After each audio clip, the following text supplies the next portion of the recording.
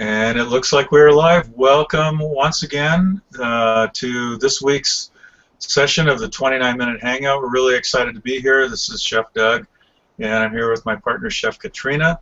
And we have a very special guest tonight, which, as I always do, I let Chef Katrina introduce our guests and take care of some of the busy work or whatever, what you need to know. So Katrina, jump on board here and let's introduce our guest. Awesome, awesome. This is 29-minute Hangout, guys. So the purpose and point of this is that we interview exclusive top leaders in the industry, online, offline, and we get them to spill their biggest, deepest, darkest secrets in 29 minutes. So typically this is really fast-paced, but you guys get a rare opportunity to actually ask questions live from those that we're interviewing. So this really is about you and your engagement with them also, and really having an opportunity to have one-on-one time with all of our speakers and our leaders that are coming on here. So this is really a cool time for you guys to jump on. So just make sure you guys are opening up that Q&A box. It should be on the up right-hand corner of your box. It looks like 9 little boxes together. Open that up, and Q&A should be one of them. So that is a great way to get involved and interact inside this, because you're definitely going to have questions, and if you don't, you're going to. So I am super, super excited. I get to be here hanging out with Chef Doug tonight and our special guest, Vitaly, I want to say it's Grinblat. You got it. Yes, Grinblat. Okay. So super excited to have Vitaly on with us. I always just call him Vitaly. I never go by his last name, so it's the same for me. He never called me by my last name, so I'm cool with that. But we're super excited to have you on here. I know you're an extraordinary email marketer, copywriter. You have done so much in this internet industry, getting online. I mean, your emails alone are what I look forward to every day to read, because I just get some great insight and some great training tips from you. So super excited to have you on here, talking a little bit about email marketing, talking a little bit about the process behind that. So without further ado, can you just introduce yourself real quick and give us a little bit of your backstory on how you got online? Well, hey, everybody. It'd be my pleasure. So my name is Vitaly Grinblat. If you read EMP daily emails, then you know who I am probably. I started in this business, in the network marketing business and direct sales. Can you guys hear me okay? Because I don't know if my mic is too low or yeah, I can hear you. It's fine. Okay, good. So I started in this business exactly 20 years ago. It was April of 1995 that I was 19 years old, almost 19 years old, and my dad dragged me to an opportunity meeting. Those of you in the MLM business or come from the MLM direct sales world, you know what that is, because he wanted me to look at something else. I was in the jewelry business at the time, and I was pursuing that pretty heavily. And I had my own jewelry thing, and I was working in a full-time jewelry job. And so he dragged me to this opportunity meeting. I literally kicking and screaming. I wasn't interested. I wasn't going to join anything. I had no idea what it was. Plus, it's my dad. What interest could possibly I have with my dad, right? So I go to this thing, and I see like over 100 people sitting in a little room, and they're all excited about something. And I didn't understand a whole lot because it was about financial services and mutual funds and financial services. That was the product that this company was promoting. But I got the point that there's an opportunity there. And so ever since then, I've been, I bought into this business hook, line, and sinker, and I was excited about doing something on my own. I didn't want to travel down the, traditional 9-to-5 corporate route. So I joined, and I stayed in that business for over 10 years. Most people quit. I didn't quit, although I had every reason to, and we don't have enough time on this 29-minute hangout for me to go into all the ups and downs. It was mostly downs for the first few years. But I stayed part-time for 3.5 years. I went full-time in 1998. That was the last time I had a real job, a real paycheck. And I went full-time in that business, and I struggled badly because it was all cold calling and phones and meeting people and going on appointments and doing all the manual grunt work that people don't like to do. And plus, I'm not an extrovert, so it was more difficult for me to do it than other people for whom sales and communicating with people was pretty easy. For me, it was not easy, but I made myself do it because it was either that or go back to a job, which I didn't want to do.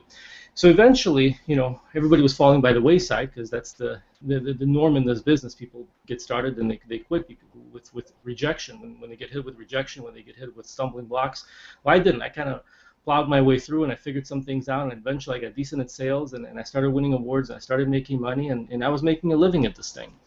And I did that, like I said, for over 10 years. And what happened was in 2005, kind of fast forwarding here, things were going okay. I wasn't getting rich in that business, but I was making a living, and I was winning trips, and we were winning awards, and I thought I was going to do this for the rest of my life, that particular business. But inside, I was being crushed by all the ongoing daily rejection that you constantly have to go through. Even though I was in the business for a long time, that rejection never ends. You have to always be on the phone. You have to always be talking to people and doing presentations, and it never stops.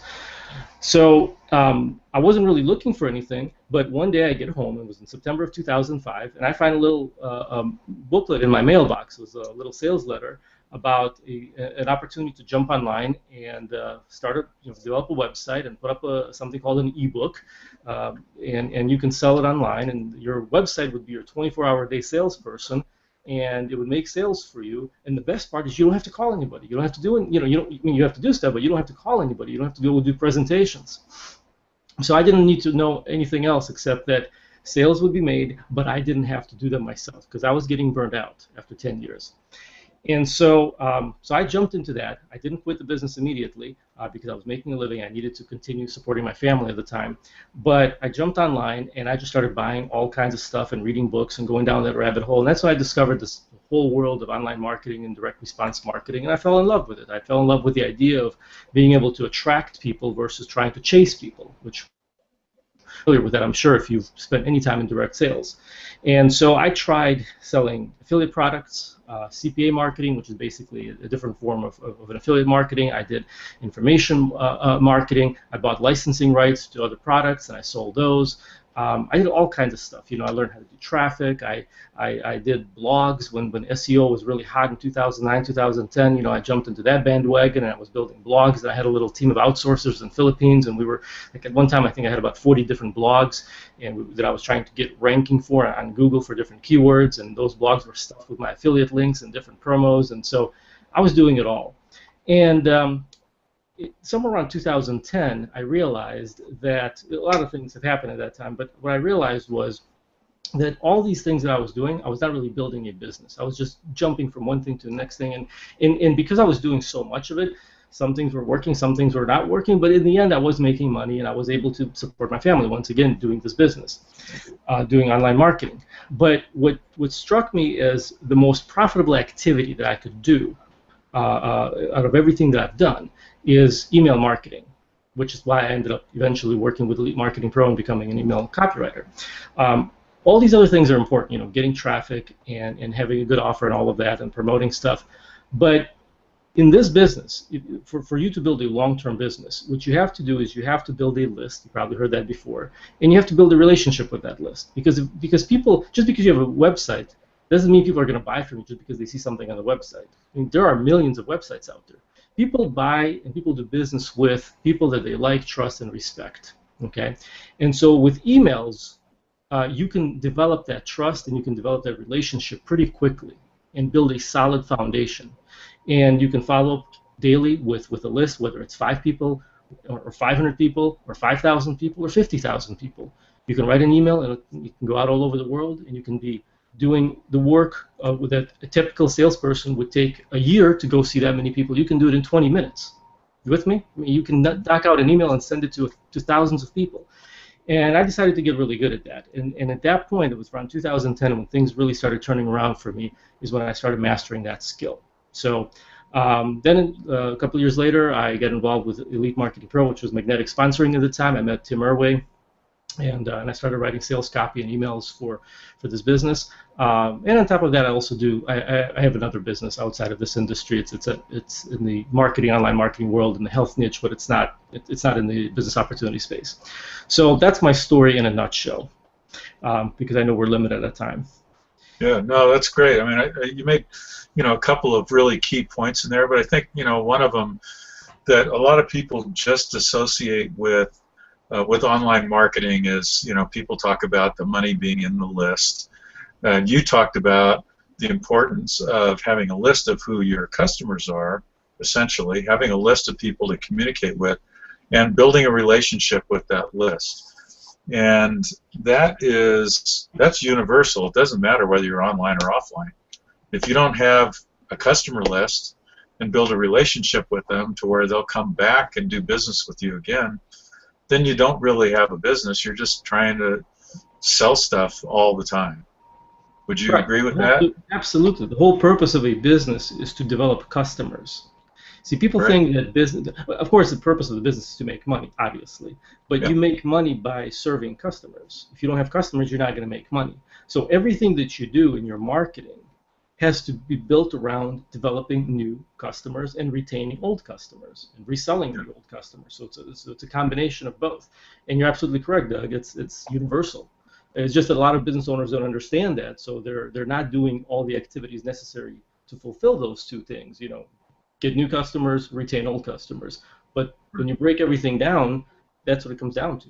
You got to do those two things: get new customers, retain old customers. And emails and all the stuff that I try to do is to support that, which is the primary purpose of the business.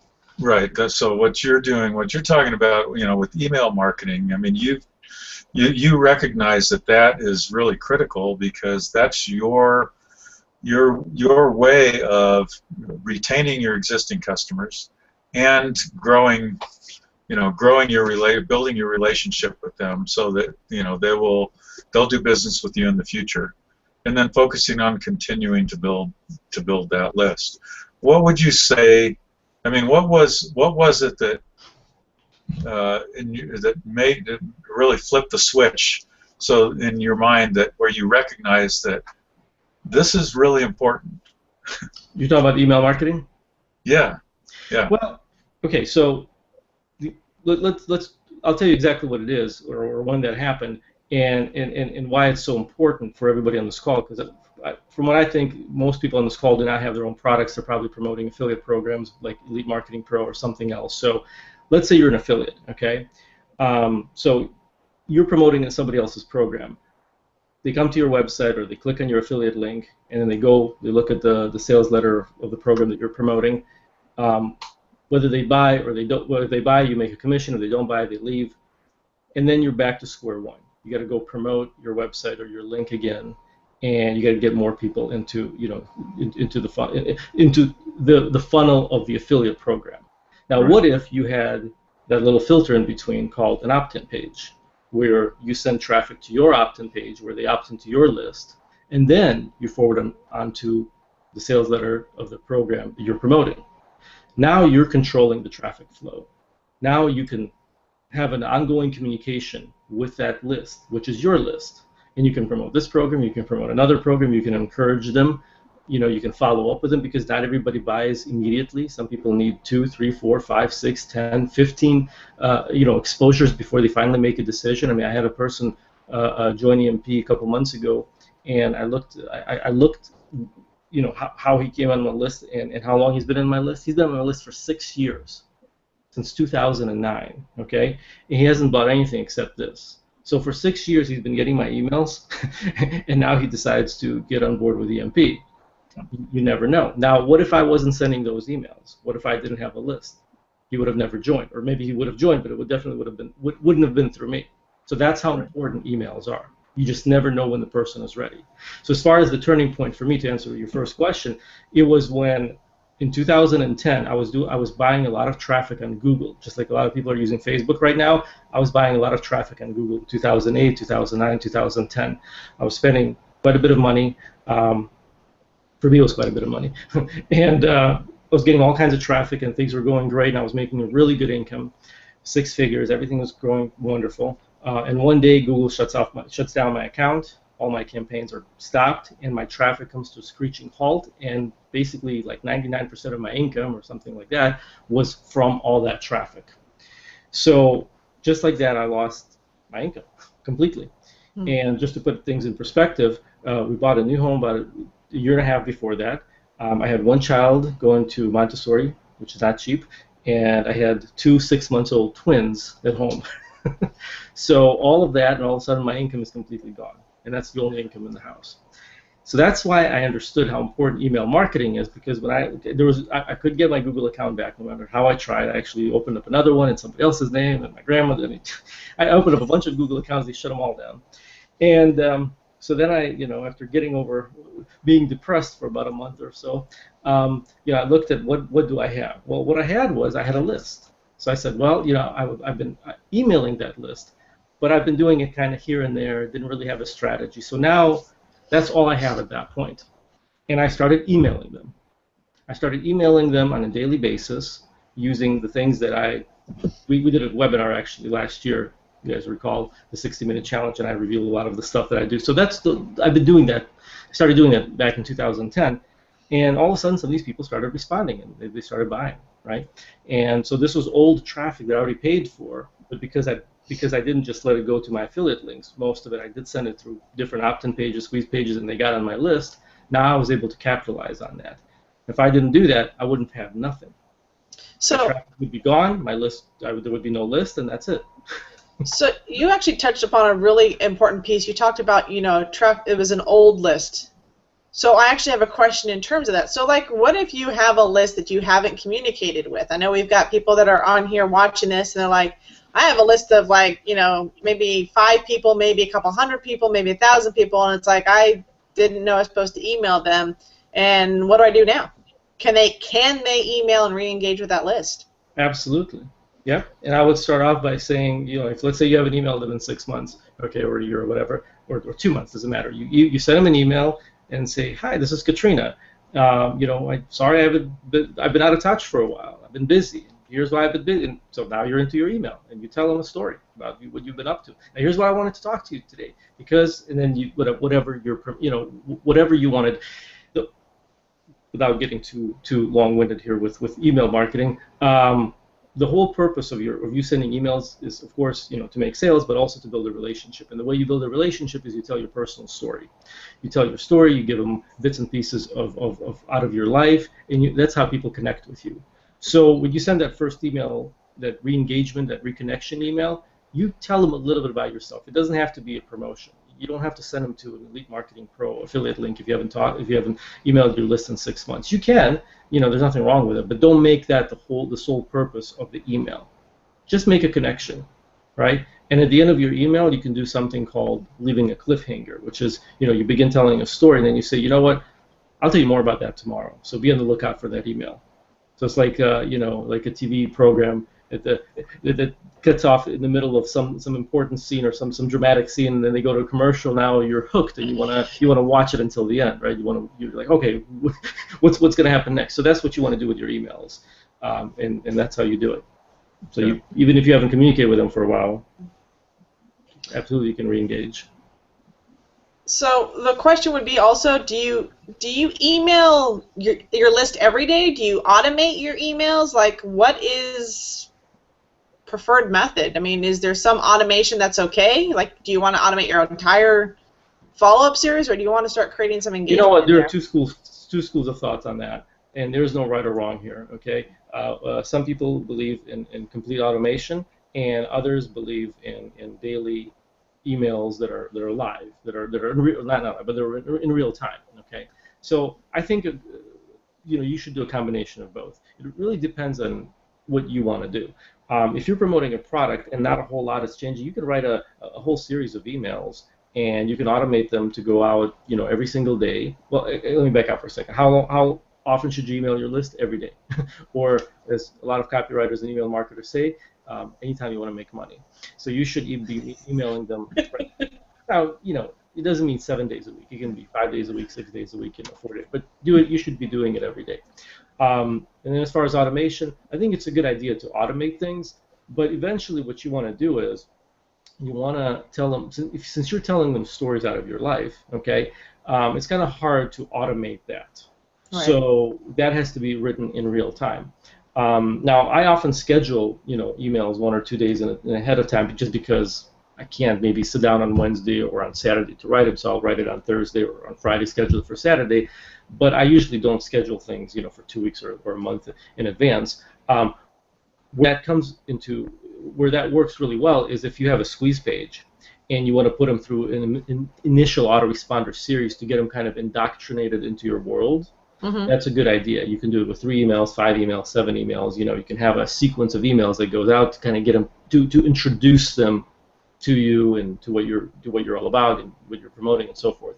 And then once they finish with that sequence, that's when you should be really emailing them every day. And there are tools that can help you automate that. Okay. There are tools that can actually help you move them from a sequence to your main newsletter list where you can email them every single day. That's what I like to do. Yeah. So we've talked a lot about. I mean, I understand the value of emailing, and it is really important. What are some of the things? Because you can build a relationship with people, but you can also end that relationship pretty fast if you send the wrong email. So what are some things that you would say people should avoid doing when they're sending out emails? Well, as far as ending the relationship pretty fast, I think people are pretty forgiving. Okay, I'll give you an example. I'm not going to name any names, but there's a marketer. I'm in a lot of marketers' lists. So there's this one marketer who emails stuff all the time, and then one day he does a promotion, and for a couple of days he did a big affiliate push for whatever he was promoting, and he in one day emailed like 5 or 6 times. I wasn't really interested in that particular product, but that didn't get me upset. I know exactly why he's doing it, and that's fine. Now, if he was to do it every single day, if I was to get 2, 3, 4 emails, if he was hammering the exact same thing every single day without really doing anything in his emails other than just pitching the product, then I wouldn't be on his list and I wouldn't be reading them.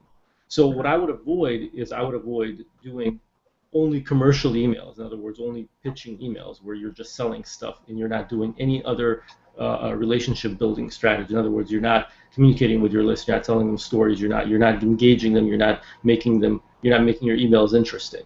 Okay, that's what I would avoid doing. The only reason people are gonna get off your list is because if they're not interested in what you have to say, A, or B, they don't like you. Okay, well, if they don't like you, there's not much you can do about that. But the way you develop that like and trust is by being real. Just like if you were a salesperson in a real selling situation. That's where my background in sales comes in handy, although I didn't initially understand that, but I understand it a lot more today. When you are sitting down in front of a prospect, you want to do everything in your power to create that like, trust, and all of that, right? So how do you do it? Well, you don't do it by jumping into, well, let me tell you all about the insurance program I have. No, you develop a little rapport. You talk about, their kids, your kids, or whatever, right? Find some common ground, and you say, well, let me tell you why I'm here. Once that bond is built in the first 5, 10, 15 minutes. It's the same thing with your emails. And the way you do it is by being real, by talking about, again, yourself, your family, but make a point to connect with them. So don't just brag about yourself. You want to talk about yourself to make yourself relatable, right? To relate to them, but always end with what's in it for them, right? So, and there are ways to do that, of course, with email. So I would avoid, being phony, using too much hype, and just pitching stuff all the time without really making your emails interesting. I think those are the main killers. Yeah. I mean that's huge, and I think one of the key points that you made right there is that you want to always end with, but I think your overall focus needs to be on, what is it that you have that's going to benefit them. Right. Always have something. Be talking to them about about something that is, number one, it's interesting. But two, what's in it for them? Yeah, exactly. That's people's favorite station is radio station is WIIFM, right? What's in it for me? Right. So you always want to be conscious of that whenever you're writing anything, emails, blog posts, recording a video. At the end of the day, it's what's in it for Doug. Right. Otherwise, you're not going to be interested. So I have a quick question real quick, and I know Doug's going to come up with his question, but I got one that actually I was thinking about earlier when we were chatting, and Hillary just brought this up. She says, in your opinion, do you think email marketing is dying with all the other social media out there? I actually read an article that said, emails are going to the wayside. Nobody checks them. Nobody reads them anymore. It's a bunch of hogwash. Stop doing that and just pay attention to social media or text messaging. Yeah. The short answer is no. We only have a few minutes, so no, that's not true. Emails are not dying. As a matter of fact, I think that thanks to that article and what a lot of other people say, similar to that, some people are going to stop emailing or are going to slow down. They're going to jump on the social media bandwagon. Not that there's anything wrong with social media, but emails are not going to go away. Okay, emails are still going to be there. Last time I checked, in order for you to open a checking account online or do anything, you need your email. So people do check their emails. Now, how they check them and where they check them, that's going to change. That's going to evolve as more and more people get on smartphones and tablets and all of that. But also keep in mind who you're dealing with. Okay, our market, if you're dealing in the business opportunity, how to make money market, our market are 40, 45-year-olds and 50-year-olds. Okay, our market are not 20-year-olds. If you're 20 or 25-year-old on this call, great. I was 19 when I got started. You're the exception. I was the exception. Majority of the people, and I've been doing this for a long time, trust me, most of the people who are attracted to what we do are in their 40s and 50s because they got beaten down by corporate America. They got sick and tired of working for somebody else, and they're finally ready to do something different. Okay, they're not the 25-year-olds. In other words, people that are 45, they are not all the time on their smartphones as much as a 25-year-old is. So I don't know how it's going to be 10 years from now or 15 years from now, but for today, emails are not dying. No, they're not done. But and even regular mail is not done. And when you look at that's a whole different topic. Absolutely, that's a whole different topic. But I would love to talk to you about that. Yeah, that is not direct mail. Is still trumps everything else. Yeah, and it's because nobody mails anymore, and so if you do, you're going to stand out like a sore thumb. And email is, it's following a delayed pattern. So if a lot of people think email isn't working anymore, and people drop off from that, that just means you have less competition. Emails are still working. You don't want to be a one-channel. You don't want to have just one channel for your marketing, right? You want to have multi-channels. So if you can use emails, great. If you can use direct mail, even better, right? If you can use Facebook and other social media to communicate with your people, be wherever people are. So if people are on Facebook, then great, communicate with them on Facebook. But we also know they have emails, so communicate with them through email. Now, I know everybody checks their mail every single day, so we don't have time to get into that, but I promise you they do, and you can be in their mailbox as well. Yep, that's right. So I want to ask you a quick question that you're unprepared for, but I told you to prepare for a question you'd be unprepared for. Okay. And the question is, tell us something about Vitaly that no one has ever heard before. Okay. Well, you guys know that I speak Russian. I think that's common knowledge. Mm-hmm. Were you born in Russia? I was born in Ukraine. Okay. But back then it was Soviet Union, so it was So I say Okay. Yeah, I speak Russian. Yeah. You know what? You kind of stumped me. I don't know. I talk in my emails about everything so much. I don't know what people don't know about me. See, we told you this would happen. We always end up with 30 seconds where there's no answer. I really have to think about it. I don't know.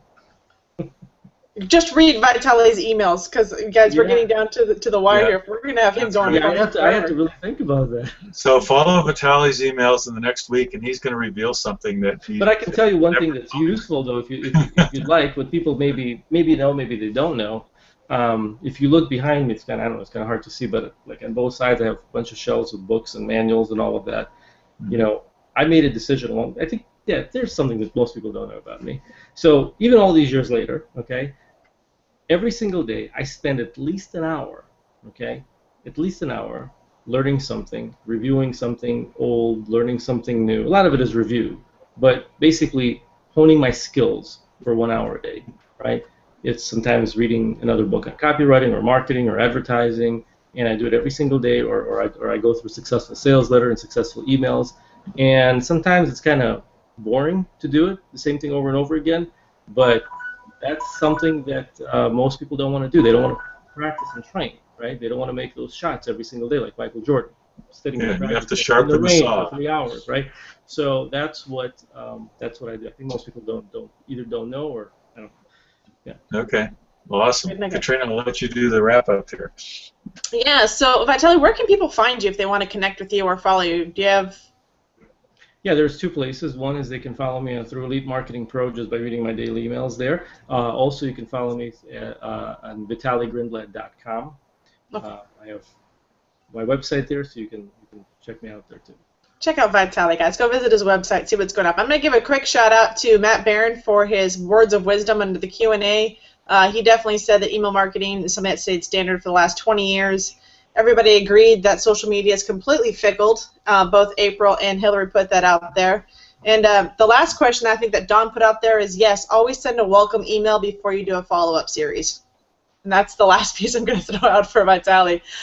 So thanks, guys. We are wrapping this up. We're just about a minute over, but thanks, guys, for joining us on the 29-minute Hangout. Vitaly, thank you so much for hanging with us. Hold on for just a second while we hang this up. Yeah. You guys can catch the replay here on Elite Marketing Chefs on the Google Plus page, and also you can find us over at iTunes on the 29-minute Hangout for all of our new and old 29-minute Hangouts that we've done. So thanks, guys, for joining us, and we'll see you next week. We will reveal our special guest then. See you guys. Bye, guys.